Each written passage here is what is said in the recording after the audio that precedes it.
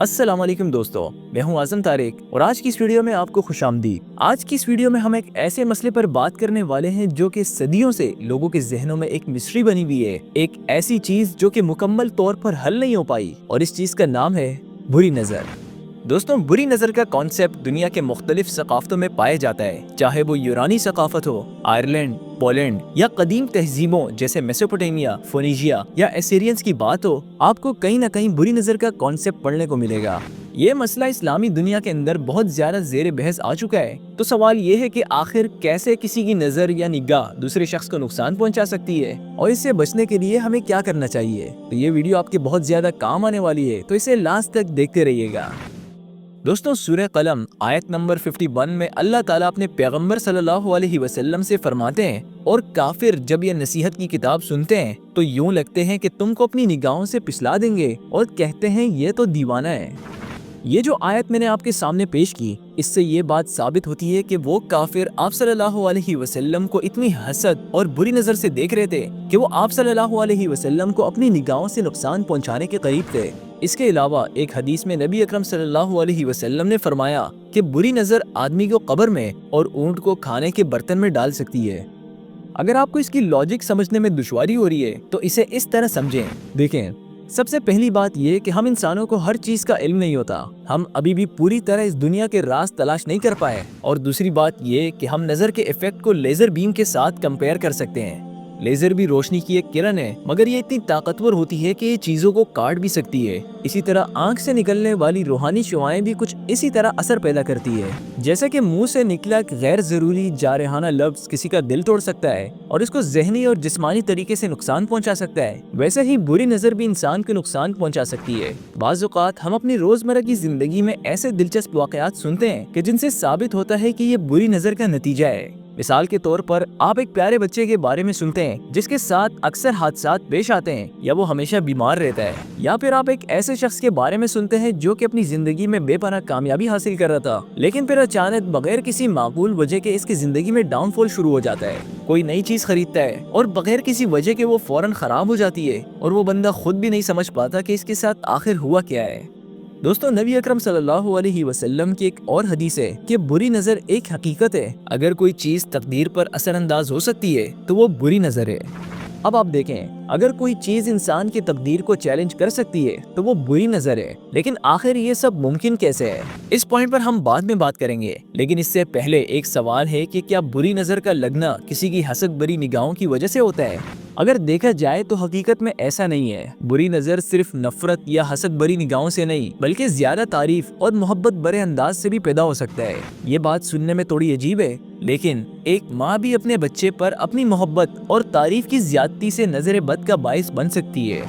اب آتے ہیں اپنے مین سوال پر کہ ہم نظر بد سے اپنی حفاظت کیسے کر سکتے ہیں۔ اس بارے میں ہمارے پاس دو پوائنٹس ہیں۔ پہلا یہ کہ نبی اکرم صلی اللہ علیہ وسلم اپنی زندگی کے ایک حصے میں نظر بد سے بچاؤ کے لیے دعا کرتے تھے، لیکن جب سورہ فلق اور سورہ ناس نازل ہوئی تو آپ صلی اللہ علیہ وسلم نے وہ دعا چھوڑ کر ان سورتوں کی تلاوت شروع کر دی۔ دوسرا یہ کہ حضرت عائشہ رضی اللہ تعالیٰ عنہا فرماتی ہیں کہ نبی اکرم صلی اللہ علیہ وسلم ہر رات ایک خاص عمل کرتے تھے۔ آپ صلی اللہ علیہ وسلم اپنے ہاتھوں کو ملا کر ان پر پھونک مارتے، ان پر سورہ فلق اور سورہ ناس کی تلاوت کرتے اور پھر ان ہاتھوں کو اپنے جسم پر پھیر دیتے، اور یہ عمل سر اور چہرے سے شروع ہوتا اور پورے جسم پر کیا جاتا۔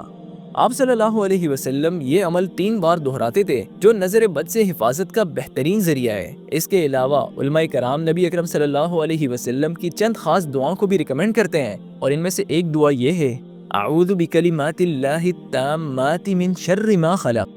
اسی طرح اللہ کے رسول صلی اللہ علیہ وسلم اپنے نواسوں حسن اور حسین رضی اللہ تعالیٰ عنہما کی حفاظت کے لیے یہ دعا پڑھتے تھے، اعوذ بکلمات اللہ التامات من کل شیطان وہامہ ومن کل عین لامہ۔ نبی اکرم صلی اللہ علیہ وسلم فرماتے ہیں کہ یہ وہ دعا تھی جو کہ حضرت ابراہیم علیہ السلام اپنے بیٹوں اسماعیل اور اسحاق علیہ السلام کے لیے اللہ سے پناہ مانگتے تھے، اور یہ دعائیں نہ صرف نظر بد بلکہ ہر قسم کے شر سے حفاظت کے لیے ایک مضبوط قلعہ ہے۔ یہاں پر میں نبی اکرم صلی اللہ علیہ وسلم کی زندگی میں پیش آنے والی ایک مشہور واقعے کو آپ کے سامنے رکھتا ہوں۔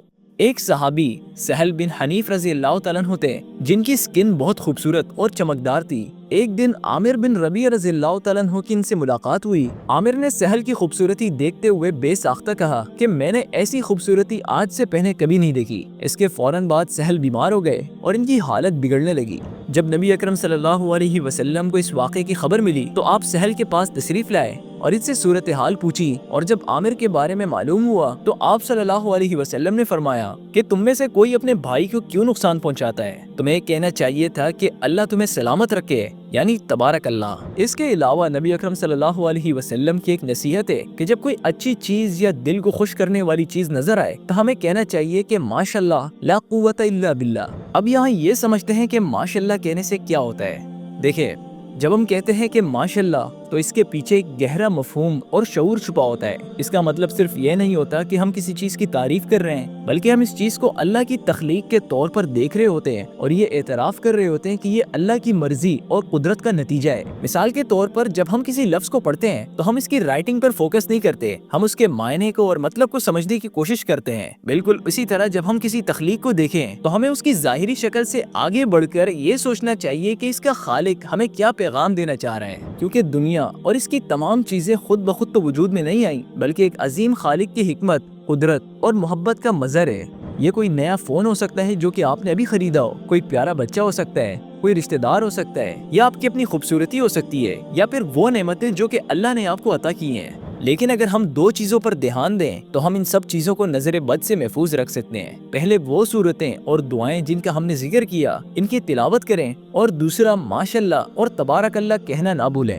ابھی تک ہم نے بات کی کہ نظر بد سے خود کو کیسے محفوظ کیا جا سکتا ہے، لیکن کیا آپ جانتے ہیں کہ آج کل اس کی سب سے بڑی وجہ کیا ہے؟ یقیناً اس کا جواب سوشل میڈیا ہے اور وہ پوسٹیں ہیں جو کہ ہم شیئر کرتے ہیں۔ نبی اکرم صلی اللہ علیہ وسلم کی نصیحت ہمیں یہ سکھاتی ہے کہ جب کوئی شخص کسی چیز کو دیکھتا ہے اور اس کی تعریف کرتا ہے تو حسد اور نظر بد بھی وہیں موجود ہو سکتے ہیں۔ ہم جس لائف کو ایکسپیرینس کر رہے ہیں وہ کسی اور کے لیے ایک خواب ہو سکتی ہے۔ یہاں پر ہم دو چیزیں کر سکتے ہیں۔ پہلا یہ کہ بلا وجہ پبلکلی صرف شو آف کے لیے اپنی اچیومنٹس کو پوسٹ نہیں کرنا چاہیے، لیکن اگر ہم پھر بھی اپنی اچیومنٹس کو پوسٹ کرنا چاہتے ہیں اور ہمارا مقصد لوگوں کو موٹیویٹ کرنا ہے تو پھر ہم یہ کر سکتے ہیں کہ کیپشن میں یہ ضرور مینشن کریں کہ یہ سب اللہ تعالیٰ کی طرف سے ہے۔ اگر آپ بھی محنت کریں گے اور اللہ سے اپنی محنت کا صلہ مانگیں گے تو آپ بھی یہ ساری چیزیں حاصل کر سکتے ہیں۔ اس طرح کیا ہوگا کہ ہم اپنی کامیابی کو پوسٹ تو کر رہے ہیں لیکن اس کا کریڈٹ ہم صرف اپنے آپ کو نہیں دے رہے، اور دوسرا یہ کہ اس پوسٹ کو دیکھنے والے کے ذہن میں یہ بات آ جائے گی کہ یہ سب اللہ کی دین ہے، اگر اللہ اسے دے سکتا ہے تو وہ مجھے بھی دے سکتا ہے، اور اس طرح کرنے سے وہ شخص آپ سے موٹیویٹ اور انسپائر ہوگا، نہ کہ وہ آپ سے حسد کرے گا۔